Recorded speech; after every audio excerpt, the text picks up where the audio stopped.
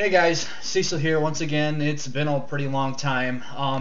Reason I'm doing this video is because I want to kind of test out my new camera on my phone and see how this works as far as recording with YouTube and everything. And the other thing is I want to, talk about some games.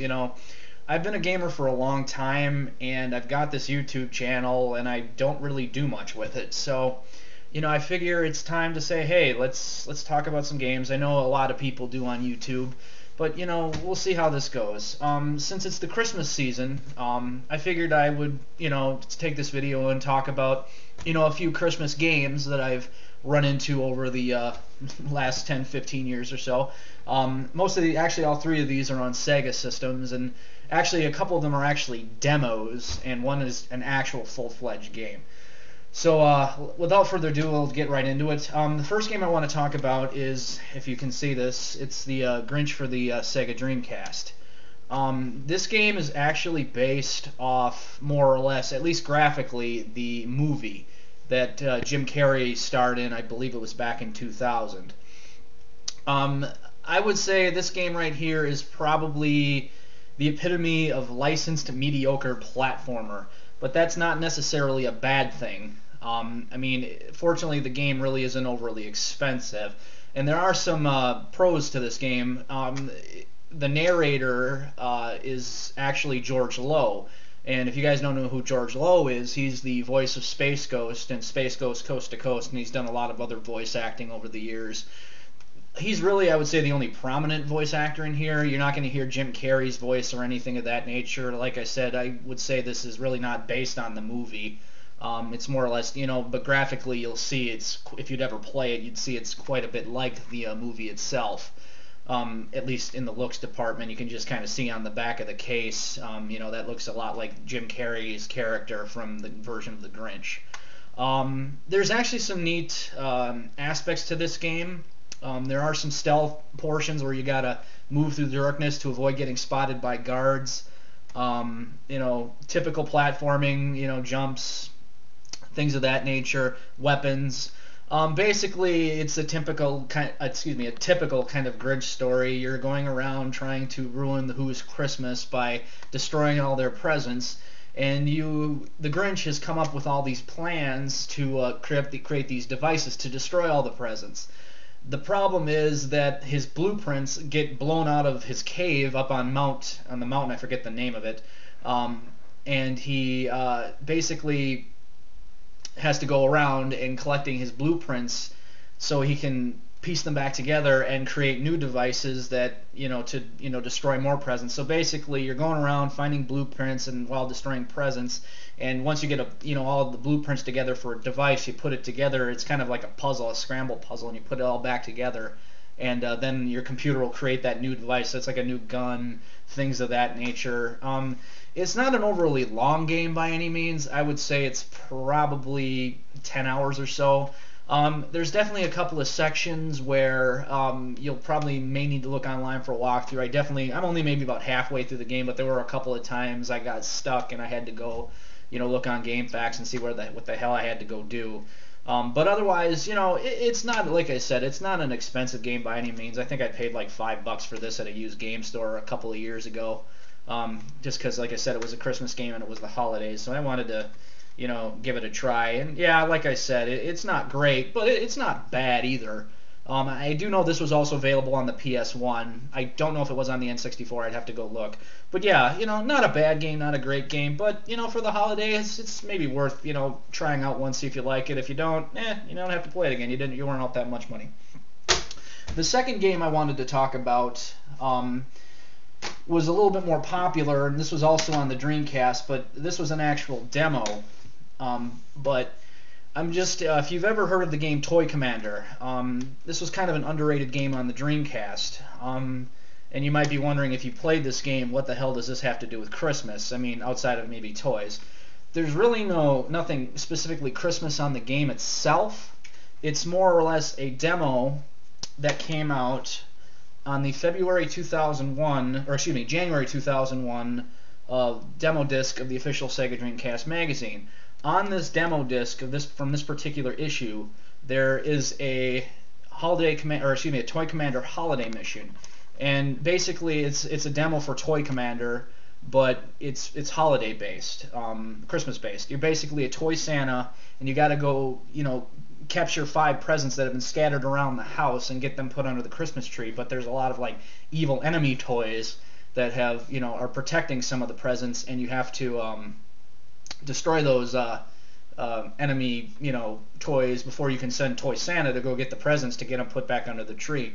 It's a short little 15-minute thing, if that. Nothing spectacular, but I figured it was kind of cool. It was a lot of fun. It was definitely challenging, the first time playing through it. You will die a few times, especially if you've never played Toy Commander before. But yeah, Toy Commander is actually a really good game. It's not an expensive game on the Dreamcast. And if you happen to run into this demo disc anywhere at a used game store or whatever, it's like I said, it's Volume 10, January 2001, official Sega Dreamcast magazine. It has kind of Grandia 2 on the cover and Cow the Kangaroo, if you can kind of see that. But yeah, I mean, definitely, if you get a chance to play this and give it a try, around Christmas time, it was a lot of fun. This is one of those things you'll pop in once a year, around Christmas time to play through it again. But yeah, that's just the holiday mission for Toy Commander for the Dreamcast. The last game I want to talk about was for the Saturn, and this is probably the most well-known Christmas game, if you want to call that. And that was Christmas Nights.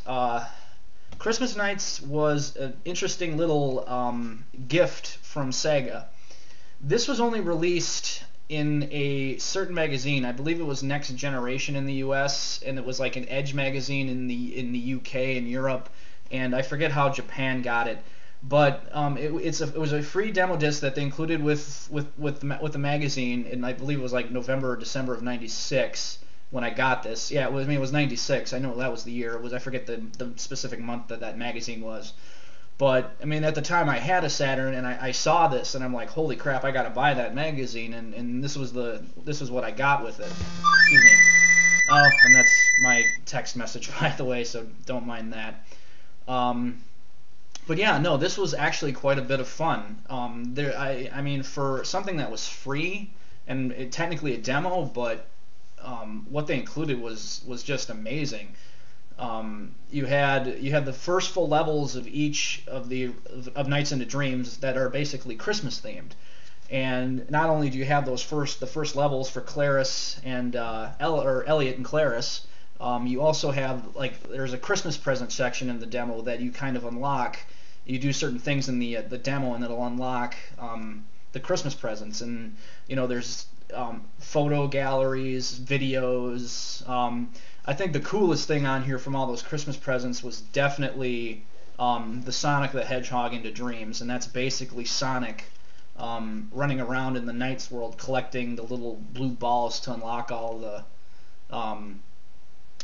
the ideas, or whatever the heck they're called, to and you run to the end of the level after you do all that, like you would in a normal Knights game, and then you fight kind of like the one balloon enemy that's at the end of the first level there, that's kind of in the shape of Robotnik. But yeah, a lot of cool stuff that's on this for something that was basically free from Sega at the time. I mean, Knights in itself is a really good game. Some people, aren't big fans of it, but, a lot of Sega fans, especially Saturn fans, they swear by this game. Christmas Nights is actually kind of uncommon. It's not an overly rare demo disc. It basically just kind of came in this crummy little cardboard sleeve. That's why I keep the actual disc in a plastic case to protect it. But yeah, I mean, if you can track it down, I don't know what it's going for recently. It's definitely worth more than the actual Nights into Dreams game itself, which, if you can find, is actually really worth getting.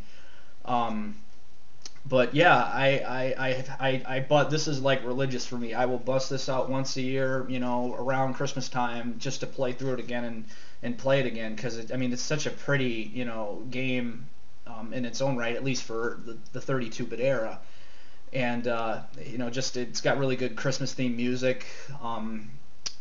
I don't really know what else I can really say about it, other than the fact if you ever get a chance to try it, do so. It's worth I don't know, 30 or 40 on eBay maybe these days if I had to ballpark it, but it could be more or less now. I haven't really checked prices on this in the last few years, but I do know it's definitely, you know, harder to find than the original Nights into Dreams. And yeah, so that's basically all the Christmas games I've run into. I know they've, you know, released a few other Christmas games, you know, over the years. I know they just came out with Rudolph the Red-Nosed Reindeer on the Wii, based off the old Rankin Bass, or excuse me, the Rankin Bass, you know, animated, you know, stop motion animation thing from the '60s, which is, you know, was for, you know, classic, you know, Christmas movie in its own right. But the actual Wii game is really bad.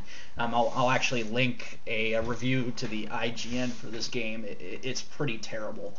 Um, but yeah, I mean, if you ever get a chance to sit down and play some games at the holidays, and you get a chance to track down the Grinch, or, you know, the Toy Commander Holiday Mission, or, you know, if you're lucky enough to run across a copy of Christmas Nights, you know, definitely throw them in. They're worth, you know, just like any other Christmas tradition, like you would for if you're a gamer, to throw them in and play them once a year. So that's all I really had for this video, guys. You have a good day or night or wherever you are, and I will hopefully make another video here soon, and you know, keep this actually going. I actually want to kind of keep doing these kind of videos and not just do once every like year and a half. So you guys have a good one. I'll try to keep the video game videos coming. Take it easy.